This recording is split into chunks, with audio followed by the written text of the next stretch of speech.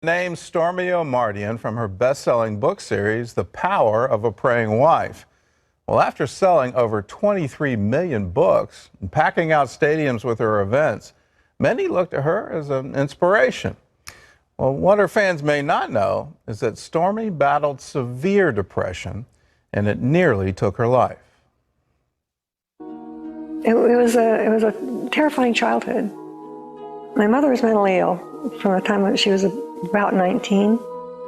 She really just got progressively worse as time went on. Her craziness, of course, went untreated and undiagnosed. She was very abusive, verbally abusive and physically abusive. She would lock me in a closet. It was a closet under the stairway in this farmhouse. But there was light under the bottom of the door, so that's the light I had, which wasn't much. Created me a lot of loneliness, anxiety, depression, sadness. I never knew quite why I was put there. It wasn't like, oh, I did this and I'm going to the closet. It was never like that. I was just put in the closet when my dad wasn't there. Between 3 and 5, I was in that closet whenever my dad was gone. I went to school without any preparation. I was put on a bus, sent 30 miles away to the school. I was terrified of the kids. They were loud and they were scary. And so it was a terrifying time. I was afraid to go to school and I was afraid to come home. When I got into junior high, I had such pain inside of me all the time, always hurting, always fearful. And I just couldn't deal with it anymore. I couldn't stand the pain and I just wanted to end it. I didn't want to wake up with the pain anymore. I had a suicide attempt at 14. My mother she had sleeping pills and she had things like that, and I thought I was taking that, but she had filled them with other pills, and God only knows what all I took. Ended up not dying, of course, but making myself really sick. Once I was in high school, it seemed like I was able to deal with the insecurities better.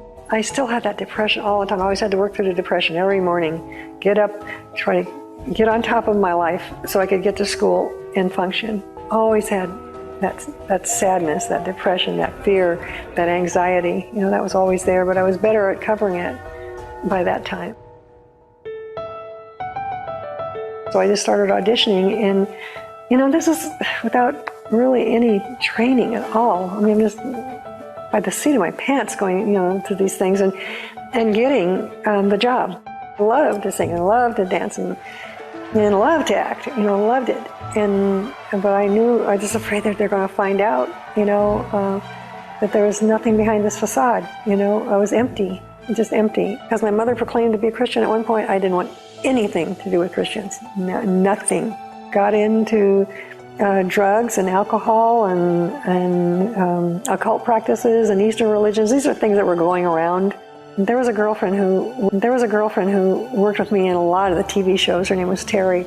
And she was a Christian, but I did notice something different about her, something really great. I didn't know what it was, but I saw her family and I saw some of her friends, and I thought, wow, there's just a great quality to them that I really like, but don't talk to me about this Christian thing. Kept sinking down, and I was on a recording session with Terry. I'm planning my suicide again. I'm going to plan.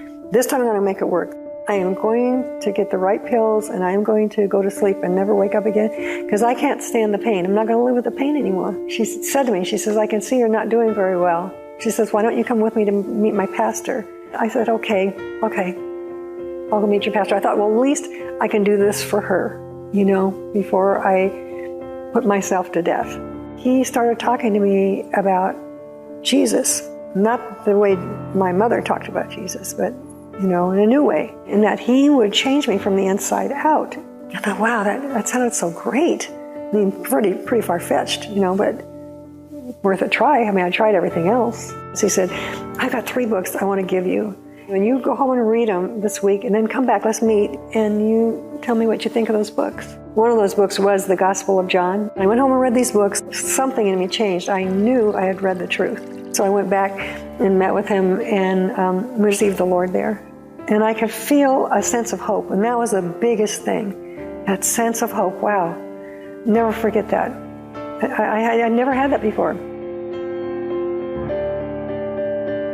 but I still had the depression. Now here I am, I have an eternal future that is good. I have life with the Lord. I have life with Him here now. So I'm thinking, why am I so depressed? And the depression's got worse. I called the church and they put me with this pastor's wife. Her name was Mary Ann. I told her everything. She said, I want you to fast and pray for 3 days. In the meantime, I want you to write down every sin that comes to mind. I did that, fast and prayed. I was afraid I was going to die in the night without dinner, because I'd gone to bed hungry too many times in my life. And so that was scary as can be.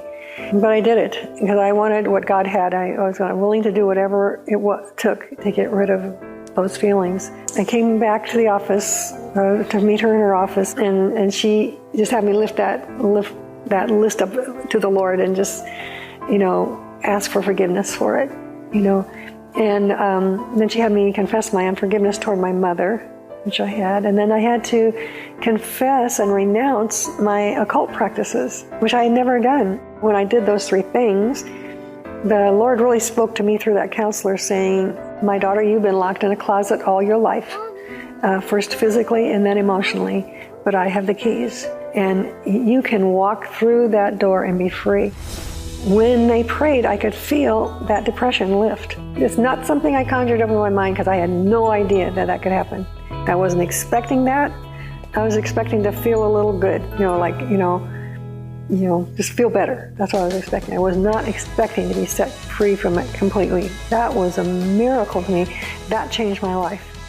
Being a Christian or a believer doesn't mean you don't go through things, but He is there with you. And that is such an important thing because we all go through stuff. No matter how dark that time is, you have a light in you that will not go out. Never forget that. Never, ever forget that. You can't forget it when the light is in you. Jesus promises it, and you find this promise in Jeremiah 29, verse 11, that He wants to give you a hope and a future. That's what God wants for you. Now, the enemy comes, and he wants to tell you that you're still trapped, that you're still locked in whatever closet you're locked in. Now, depression is a very tricky thing, and I'm not here to tell you that there are some, processes that will get you over it. What you need is to have Jesus deliver you from it. And I know Christians that have struggled with depression and have gone through counseling, and they haven't had the result that Stormie Omaritian had, where through that process of forgiveness and through the process of confession and through the process of renouncing those things, she was able to get free. Sometimes it takes years and takes years of counseling, but hold on to the promise. And the promise of Jeremiah 29, verse 11, that God wants to give you a hope and a future. He doesn't want His children suffering with depression. He wants to deliver you and set you free. And when you put your mind on that, it will give you the hope that you need just to make it through the day. Now, with depression, a lot of people will tell you, well, get happy. Well, you already know you can't change your feelings. But what you can change and what you can control is what you think about. And when you start obeying what Paul says, whatever is pure, whatever is lovely, whatever is a good report, when you start focusing on those things and thinking those thoughts, well, then the feelings will start. And so let today be the day. Do what Stormie did. Say, let's write down all the sins. Let's write down all the times I've missed the mark, and let's get rid of all of them. And then let's create a list of those that I need to forgive, and I need to set them free, and do that as well. And see if a change doesn't come over you. That God will come to you, and He'll set you free. Realize He wants to give you hope. He wants to give you a future. He wants to set you free. Now, if you need somebody to help you with this, we're here for you. And we're here for you 24 hours a day, 7 days a week. So when these feelings come over you and it seems to be overwhelming, all you have to do is pick up the phone, make a toll-free call, 888-777-1999. Just tell them, I need to find some hope today. I need to find that God really loves me and He wants to set me free. Will you pray for me? It would be our honor It will be our privilege to pray for you. So use that number. Write it down. 888-777-1999. Well, this is 700 Club Interactive, and we've already gotten some chat questions on this.